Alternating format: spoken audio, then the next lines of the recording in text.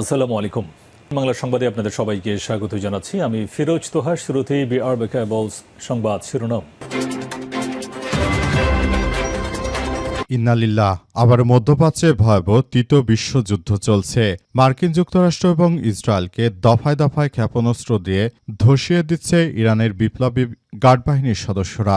আর এরই মাঝে আমাদের হাতে এসে পৌঁছেছে তৃতীয় বিশ্বযুদ্ধের সর্বশেষ গুরুত্বপূর্ণ সবথেকে তাজা আপডেট সংবাদ। প্রথমেই জানিয়ে দিব, ইরানি নৌবাহিনীর সতর্কতামূলক গুলির মুখে ওমান সাগর ছাড়ল মার্কিন যুদ্ধজাহাজ। ওমান সাগরে টহলরত বেশ কয়েকটি মার্কিন যুদ্ধজাহাজ ইরানি নৌবাহিনীর সতর্কতামূলক গুলির মুখে সেখান থেকে পিছু হটতে বাধ্য হয়েছে। ইরানের সেনাবাহিনী জানিয়েছে তাদের নৌবাহিনী ক্রুজ ক্ষেপণাস্ত্র অত্যাধুনিক ড্রোন ব্যবহার করে এই সতর্কতামূলক গুলি চালানোর পর মার্কিন জাহাজগুলো ওই এলাকা ছেড়ে পালিয়ে যায়। এতে যুক্তরাষ্ট্রের মুখে চপেটাঘাত করল ইরান। এরপর জানাবো, গত ২৪ ঘন্টায় ইসরায়েলের বিরুদ্ধে লেবাননের হিজবুল্লাহর ৩২টি অভিযান। আলহামদুলিল্লাহ। পাঁচ টুডে জানিয়েছে যে লেবাননে হিজবুল্লাহ যোদ্ধারা তারা গত ২৪ ঘন্টায় ইসরায়েলে ৩২টি সফল অভিযান চালিয়েছে।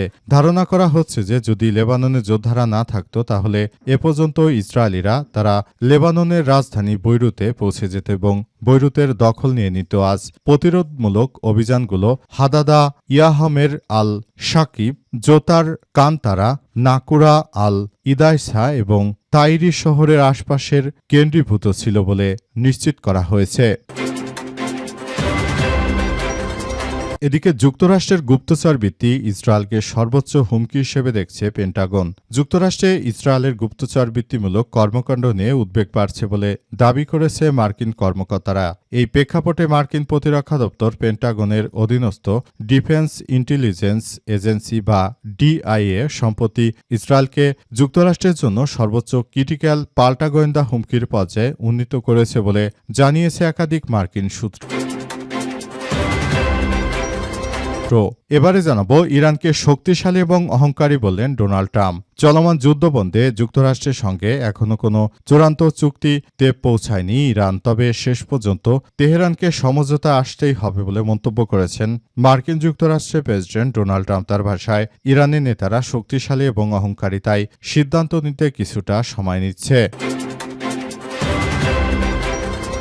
এবং সর্বশেষ জানাবো, নওগাঁয় বিজিবির বাধার মুখে পুশিনে ব্যর্থ ১৭ জনকে ফিরে নিল ভারতের সন্ত্রাসী বাহিনী বিএসএফ। নওগাঁর সাপার সীমান্ত এলাকায় নারী, পুরুষ ও শিশুসহ ১৭ জনকে পুশিনের চেষ্টা শেষ পর্যন্ত ব্যর্থ হয়েছে। সীমান্তে বিজিবির কঠোর অবস্থানে থাকার কারণে ভারতীয় সীমান্তরক্ষী বাহিনী বিএসএফ পুশিনের জন্য আনা সব ব্যক্তিকেই নিজ দেশে ফিরে নিয়ে গেছে। আজ রাত ১টার দিকে ভারতীয় সীমান্তরক্ষী বাহিনী বা বিএসএফ এর সদস্যরা তাদেরকে দেশে ফিরিয়ে নিয়ে যায়। শুধু এক সীমান্ত নয়, বরং বাংলাদেশের বেশ কয়েকটি সীমান্ত দিয়ে ভারতীয় সন্ত্রাসী বাহিনী বিএসএফ এর সদস্যরা তারা মূলত বাংলাদেশে এই নাগরিকদের পুশিন করার চেষ্টা করছে। তবে আমাদের দেশপ্রেমিক বিজিবির সদস্য পাশাপাশি সীমান্তবাসীরা বিজিবিকে সর্বাত্মকভাবে সহযোগিতা করে এই পুশিনের কার্যক্রম বন্ধ করে দিয়েছে। প্রিয় দর্শক, এতক্ষণ শুনছিলেন সংবাদ শিরোনাম, এবারে বিস্তারিত। তবে তার আগে বন্ধুরা, অনুরোধ থাকবে এই সংবাদটিতে একটি লাইক দিন। এই চ্যানেলে আপনি নতুন হয়ে থাকলে আমাদের সংবাদটি দেখতে দেখতে চ্যানেলটি সাবস্ক্রাইব করে রাখুন। কমেন্ট করে বন্ধুরা আপনার মূল্যবান মতামত জানিয়ে দিন আপনি বিশ্বের কোন দেশ থেকে বা বাংলাদেশের কোন স্থান থেকে আমাদের সংবাদটি দেখছেন এবং শুনছেন। আর বন্ধুরা, সংবাদটি আপনার সোশ্যাল মিডিয়া ফেসবুকে শেয়ার করে বন্ধুদেরও দেখার সুযোগ করে দিন। গাজা যুদ্ধে আপনি যদি নিরীহ ফিলিস্তিনিদের ভালোবেসে থাকেন বন্ধুরা, কমেন্টে ইয়েস লিখে পুরো বিশ্বকে আমাদের এই তাজা আপডেট সংবাদটি দেখার সুযোগ করে দিন। আজকের এই সংবাদ সম্পর্কে আপনার মূল্যবান মতামত কমেন্ট বক্সে কমেন্ট করে জানিয়ে দিন আপনি বিশ্বের কোন দেশ থেকে বা কোন জায়গা থেকে আমাদের সঙ্গে কানেক্টেড রয়েছেন। এবারে বিস্তারিত। ইরানি নৌবাহিনীর সতর্কতামূলক গুলির মুখে ওমান সাগর ছাড়ল মার্কিন যুদ্ধজাহাজ। ওমান সাগরে টহলরত বেশ কয়েকটি মার্কিন যুদ্ধজাহাজ ইরানি নৌবাহিনীর সতর্কতামূলক গুলির মুখে সেখান থেকে পিছু হটতে বাধ্য হয়েছে। ইরানের সেনাবাহিনী জানিয়েছে তাদের নৌবাহিনীর ক্রুজ ক্ষেপণাস্ত্র ও অত্যাধুনিক ড্রোন ব্যবহার করে সতর্কতামূলক ওই গুলি চালানো হয়। এ সময় ওই এলাকা ছেড়ে পালিয়ে যায় মার্কিন যুক্তরাষ্ট্রের ওই শক্তিশালী যুদ্ধজাহাজ।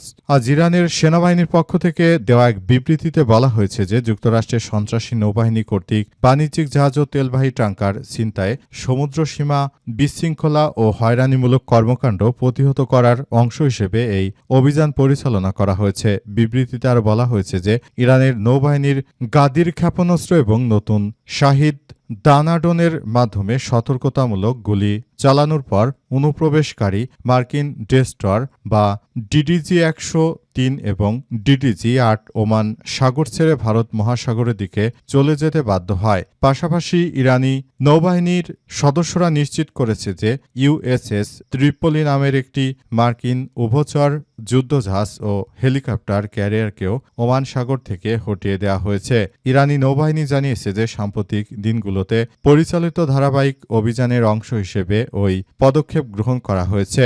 মূলত মার্কিন যুক্তরাষ্ট্র তারা ইরানের বুকে যে অনাকাঙ্ক্ষিত সন্ত্রাসী আক্রমণ চালানোর চেষ্টা করেছিল তাদের সেই সন্ত্রাসী আক্রমণকে প্রতিহত করে দিয়েছে ইরানের বিপ্লবী গার্ড বাহিনীর সদস্যরা। মার্কিন যুক্তরাষ্ট্র এবং দখলদার ইসরায়েলি বাহিনীর উপর যে কোনো মূল্যে মার্কিন যুক্তরাষ্ট্রের এই সন্ত্রাসী হামলাকে প্রতিহত করে দিচ্ছে ইরানের বিপ্লবী গার্ড বাহিনীর সদস্যরা। মূলত মার্কিন যুক্তরাষ্ট্র তারা শুরু থেকে ইরানকে যে হালকা হিসেবে নিয়েছিল এখন হাড়ে হাড়ে টের পাচ্ছে ইরান কি জিনিস।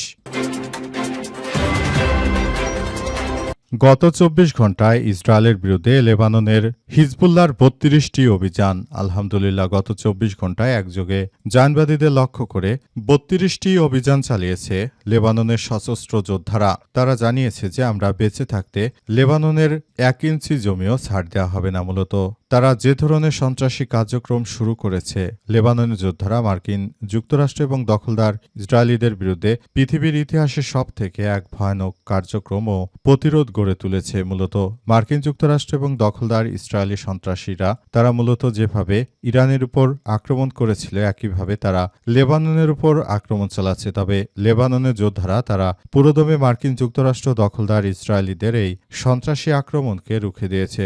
এই রুখে দেওয়ার মধ্য দিয়ে তারা এগিয়ে যাচ্ছে। তারা এ পর্যন্ত বেশ কয়েকজন ইসরায়েলি সেনাকে জাহান্নামে পাঠিয়েছে। পাশাপাশি প্রতিনিয়ত তারা ইসরায়েলি সেনাবহর লক্ষ্য করে গুরুতরভাবে আক্রমণ অব্যাহত রেখেছে। লেবাননের সশস্ত্র যোদ্ধাদের প্রধান নাইম কাসেম তিনি ঘোষণা দিয়ে জানিয়েছেন যে ইরানের বিপ্লবী গার্ড বাহিনীর সদস্যরা যে দৃঢ়চিত্ত মনোবল নিয়ে তারা আক্রমণ চালিয়ে যাচ্ছে, ঠিক আমরাও তাদেরকে সমর্থন জানিয়ে আমাদের পূর্ণ সমর্থন জানিয়ে আমরা মূলত এগিয়ে যাচ্ছি এবং আমরাও ভবিষ্যতে একটি সুন্দর ও সমৃদ্ধির একটি আধুনিক লেবানন গঠন করতে চাই। জাহানবাদী সন্ত্রাসীরা তারা যতই ষড়যন্ত্র করুক না কেন আমাদেরকে তারা রুখে দিতে পারবে না। তাদের যে কোনো ষড়যন্ত্র মোকাবেলা করে ইরানের বিপ্লবী গার্ড বাহিনীর সদস্যরা তারা এগিয়ে যাচ্ছে এবং ভবিষ্যতের দিকে তারা সুন্দর করে এগিয়ে যাচ্ছে এবং তারা নতুন করে বড় ধরনের যে কোনো মার্কিন যুক্তরাষ্ট্রের সন্ত্রাসী হামলাকে তারা প্রতিহত করতে বদ্ধপরিকর। তিনি আরও জানান, তাই